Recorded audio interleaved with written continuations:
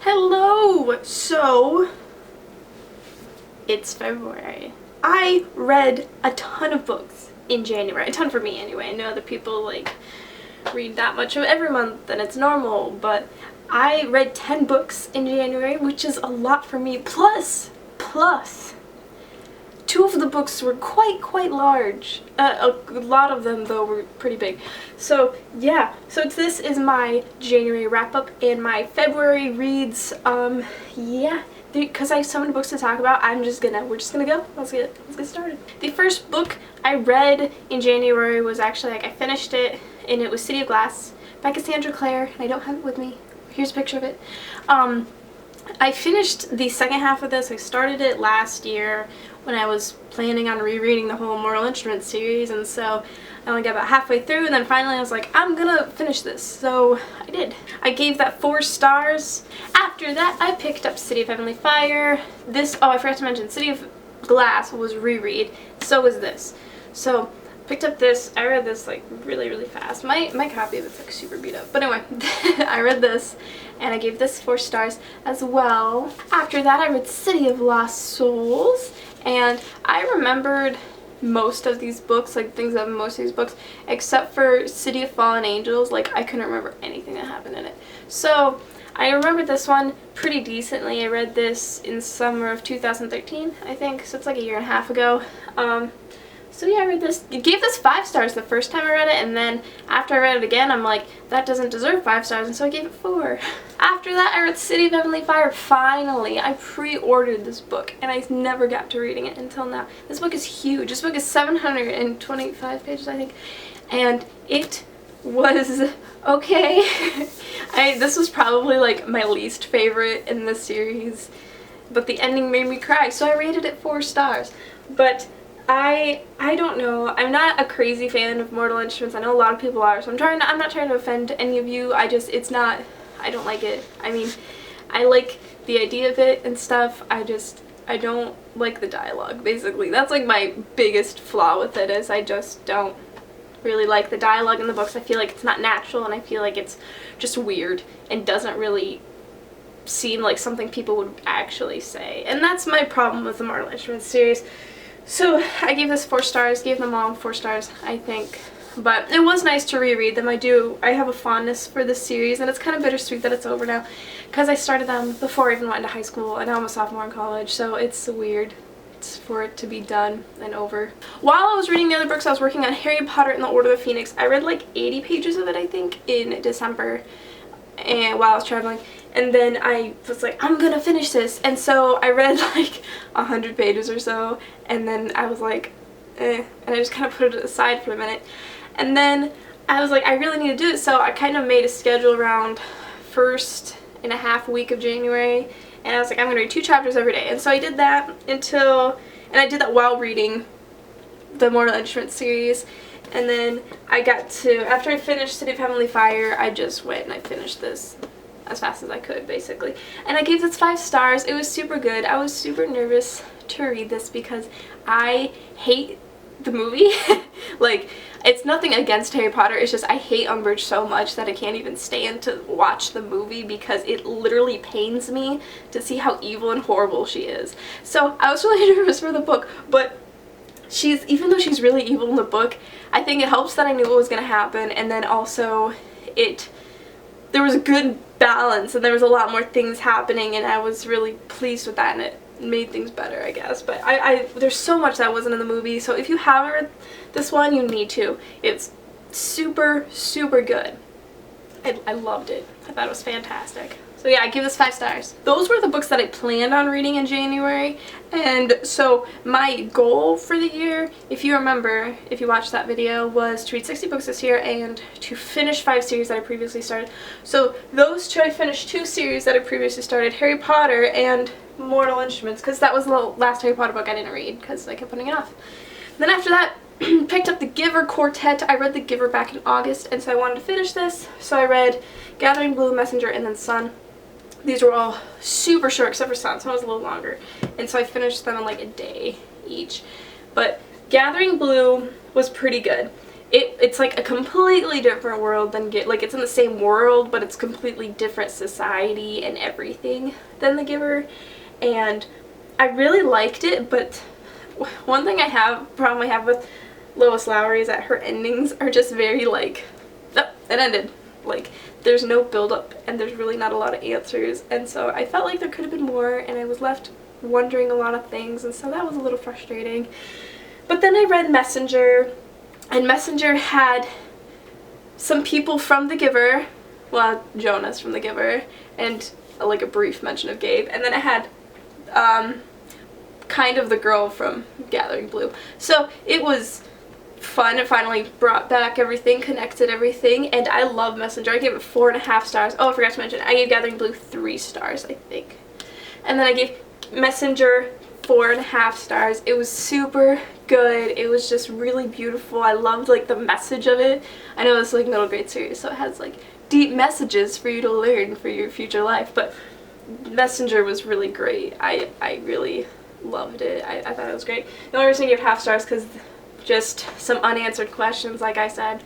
And then I read Sun, which I gave 3.5 stars, and this one I really liked, and it had a lot of potential. It was a lot longer, there was more details. It's separated into 3 parts. There's like before, between, and after. I don't know the last part's called. One second. Before, between, and beyond. That's what the separate parts are. And I loved the between part. Like, I loved that second part. Beyond was a little bit like, there could have been more and it would have been so much better. So and that one also brings all the characters back, and so it just kind of reunites everybody, and it was great. So if you did like The Giver, definitely continue the series. Especially if you want to see more of Jonas and everything, because I don't know, it was great. I really, really enjoyed it. After that, I picked up Sinner by Maggie Stiefvater, I think that's how you say her name, which is I found out, it is the standalone companion to the Shiver / Wolves of Mercy's Falls series. So as follows Cole and Isabel from that series. But you don't need, it says you don't need to read the other series, but you probably should, because there's just one person they talk about a lot who was in that series. So you should read that series before reading this. But this, I was really nervous going into it, because it was like, if I just saw this book by itself, if it was like its own standalone, I wouldn't pick it up. It wouldn't interest me. But I did enjoy Cole and Isabel from Shiver, and then I really didn't like them here. I don't know. Isabel, like, I just really dislike her character so much in this. And Cole was okay, like, but Leon was the best character in this book. He was great. And I don't know, I didn't like the plot, I couldn't get into it, it was just kind of meh. So I gave this one 3 stars, I think. I was considering not even finishing it, but the second half got a lot better than the first half. But it was just kind of weird, and I don't know. I really do enjoy Maggie Stiefvater's writing, though. Like, it was just so pretty, and like the way she said certain things was just really great, and I really admired it, and so that definitely helped me carry me along to the ending, and the main reason this got 3 stars is because of just how great her writing is. After that, picked up Fire, and I picked up this on the 29th, and I already I read the last like 100 pages of Sinner that day too, and so I'm like, okay, and I did the math. I'm like, if I read 150 pages of this a day, I could finish this before February, and I did. Actually, I finished this at like 12:05 on February, but I wasn't going to count it because I'm like, this is definitely going in January, because I'm not going to count it for reading it for 5 minutes in February. But this is the companion to Graceling. It's in the same world, but it's in like a different kingdom, and it's a different character, and it's like not the same character. Well, I guess there's like one character, but it's different people and everything like that. And Fire in this, the main character, is a monster person. That's what they call them, monsters. I feel like there could have been a better name for them, but they're called monsters. And basically, I kind of thought of them like sirens, like super pretty, really, and they can get inside your head and like mess with your thoughts and stuff, and that's what she is. And I don't know why I wasn't crazy about this book. I think I gave this 3.5 stars. I don't know. I was just kind of bored with the plot, and I really didn't like majority of the characters. Like, there was like one character I liked. And that's not good. So I just, this wasn't that great. I really loved Graceling, so I was hoping for the best with this, and it wasn't good. So those were the 10 books I read in January. Now on to my February read. So the first book I picked up is Bitter Blue, which is the sequel to Graceling, but a companion to Fire. So I'm getting myself. This book is huge, by the way. I never realized how big this book was until I was like holding it and reading it. I probably should have got this in hardcover. But anyway, here it is. This follows Bitter Blue, obviously, who was in Graceling. Like, she was a kid in Graceling, and this is her 9 years later. Something like that. And she's, I don't want to tell you stuff because it's spoilers for Graceling, but yeah, it's about her. Yep. And I read the first 25 pages of this so far, 26 pages actually, and I am gonna put it down, but I have a good reason for it because I've been watching Game of Thrones, and that might be why I had problems with Fire too, keep comparing it to Game of Thrones, which I shouldn't do because they're very different, but they're similar enough that the thoughts keep popping in my head when I'm reading this, and then this is bad to me. Like, this is bad compared to Game of Thrones. So I need to not compare it to Game of Thrones, so I'm probably gonna just set this one down and not pick it up again until I finish watching Game of Thrones. I have 8 episodes left, and then I'm gonna pick this up and read it. In the meantime, I'm going to read Attachments, which I don't have the dust cover on, by Rainbow Rainbow, yep. And I like 26 pages in this too. I picked it up last night, and I don't know.